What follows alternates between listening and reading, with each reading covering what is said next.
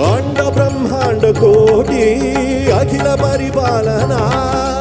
पूरणा जगत् कारणा सत्य देव देव प्रिया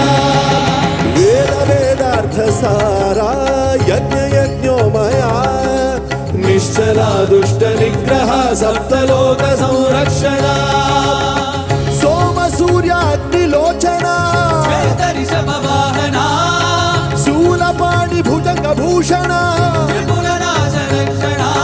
व्योमकेश महासेन जनक पंचमंत्र परशुहस्त नमः।